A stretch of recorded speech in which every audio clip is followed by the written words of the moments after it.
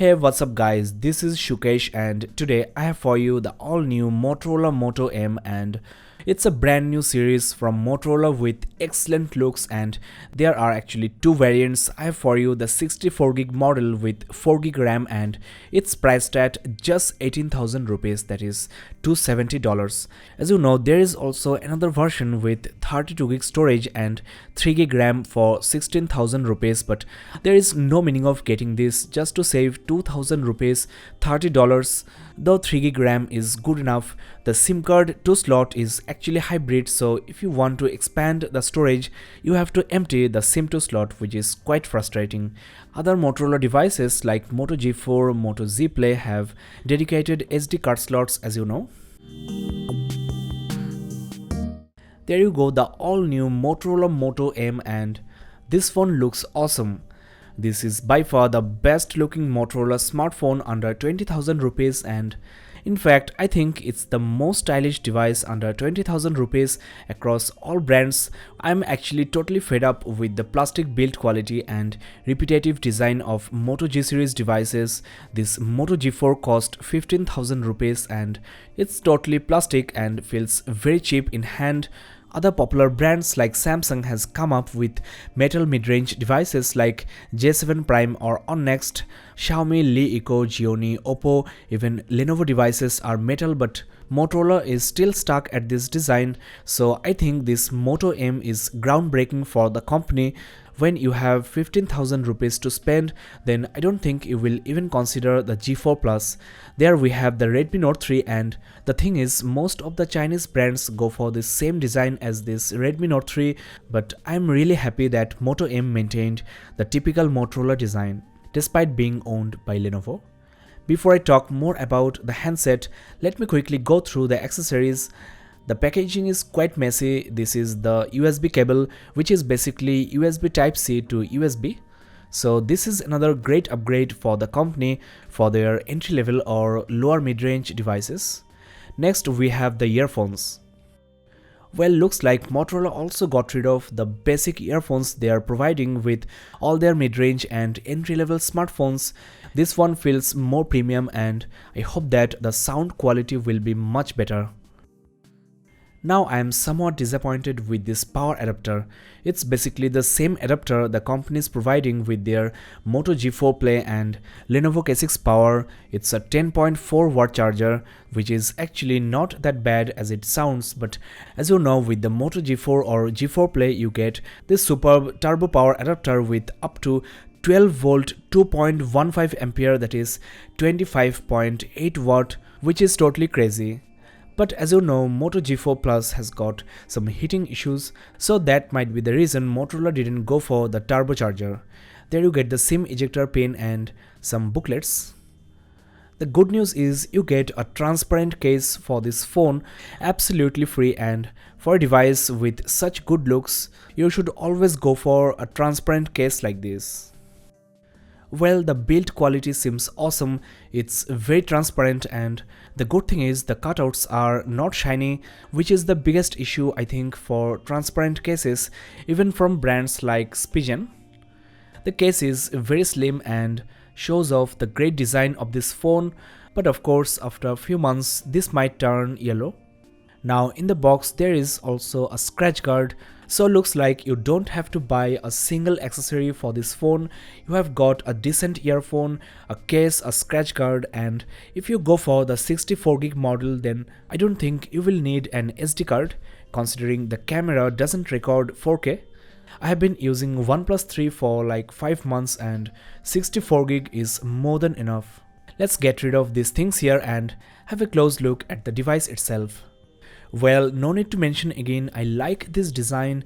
There are a few things I want to point out. First of all, the display glass is 2.5D and the metal case is chamfered at the edges, looks extremely premium. The bottom and the top is slightly rounded. This handset is just 7.9mm thick, considerably slimmer than Moto G4 Plus, and you also have two other color variants, grey and silver. Currently only this gold variant is available on Flipkart. The back is slightly curved at the edges, which provides a good grip of the phone, and The phone is actually quite compact. The screen to body ratio is 73%. The back is also not slippery, though it's quite shiny. This handset weighs 163 grams, so it feels very solid in hand. Now guys, let me give you a quick tour of the exterior design. First of all, you have a 5.5 inches IPS LCD display with Full HD resolution at 401 ppi. There you have the ear speaker, the proximity and ambient sensors. The front camera shoots 8 megapixel images with Full HD video recording, and the rear camera is a 16 megapixel shooter with face detection autofocus. There is no laser autofocus of Moto G4. The maximum aperture is f2.0 and the fingerprint sensor is now at the back. There is no Moto dimple this time. At the top you have the 3.5mm headphone jack with a secondary microphone hole for noise cancellation. As you know, this is the Type-C port, which is also OTG enabled, but there is no adapter provided in the box, so you have to buy one. There you have the loudspeaker, nicely designed and is symmetric to the primary microphone on the other side. The power key is textured as usual, and there you have the volume rocker. There is nothing on the left except for the SIM card slot, and as you know, the SIM2 slot is hybrid. Moto M is also VoLTE supported. The battery is of 3050 mAh lithium polymer. There is no NFC. The Wi-Fi is dual band AC, and there is also Dolby Atmos audio enhancement support. Now let's set up this device and show you the interface and of course the display. There you go, the phone is ready, and due to the narrow bezel, the phone looks damn good. Now let's have a close look at the display. 401 ppi is more than enough. You cannot notice a single pixel. Small text are looking very smooth, and the viewing angles are not the best I have seen on a phone in this category. Super AMOLED on Samsung devices are better in this. In fact, I think the display of Moto G4 is slightly brighter and more saturated. The viewing angles are very close though. Let me also compare this with an AMOLED display. There you have OnePlus 3 with Optic AMOLED screen. The screen resolution and size is the same, but as you can see, the viewing angles, the brightness, the saturation level are considerably better on OnePlus.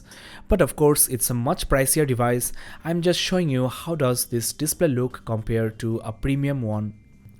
But of course, don't worry, the display is good enough for a device in this category. Now it's worth noticing that there is no Motorola Moto application and the smart features are gone.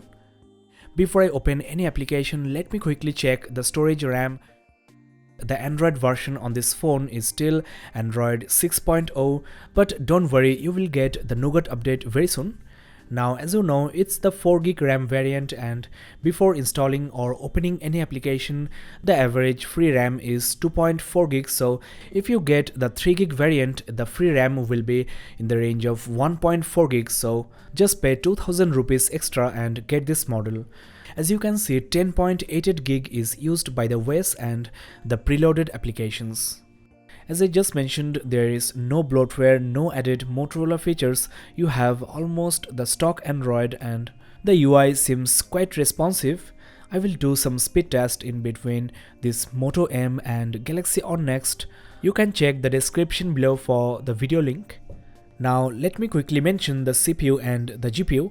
This Indian variant of Moto M sports a MediaTek Helio P15 chipset and 2.2 GHz Cortex-A53 octa-core processor. The GPU is Mali T860. Now before I run some benchmarks, let's quickly check the camera. You have a custom camera app with lots of features, which is really nice. The previous camera app was really poor, but this new Moto M doesn't have any slow-mo capability, and the camera launch gestures are not supported anymore. Well, I tried the camera indoor, and unfortunately the noise handling of the phone is below par for a device in this category. I think it's even inferior to Moto G4. A detailed camera review and comparison with Moto G4 and Galaxy On Next is on the way, so make sure you are subscribed.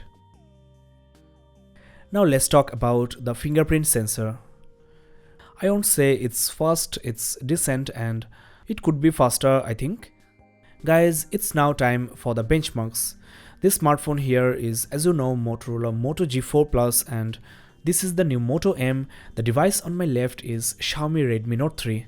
As you can see on Antutu benchmark, Moto M performs slightly better than Moto G4 Plus, but the Xiaomi Redmi Note 3 is way ahead. On 3D Mark Gamers benchmark, once again Moto M scores higher than Moto G4 Plus. Redmi Note 3 is far better thanks to the Snapdragon 650 chipset. On Geekbench 4 as well, Moto M outperforms the G4 Plus, and as expected, Redmi Note 3 scores much higher. But of course, higher benchmark score doesn't always mean better performance in day-to-day life usage. In fact, the Moto G4 Plus is still performing quite well. There isn't any issue playing hardcore games. Only while using the camera the phone heats up and lags. I hope that there is no such issue on this Moto M, and I will use this device as my daily driver and make my final verdict on the full review. So make sure you are subscribed. Overall, for the price, this Moto M seems quite promising, though there are few things I'm not satisfied with. But again, it's a great looking device. You will love holding this phone in your hand, and the accessories are also premium. You have a dual band Wi-Fi, Dolby sound enhancement, USB Type-C, so overall this Moto M offers you the latest hardware in the market. Well guys, we are at the end of this unboxing and hands-on. If you have any query, let me know in the comment section. This is Shukesh signing off. Have a nice day.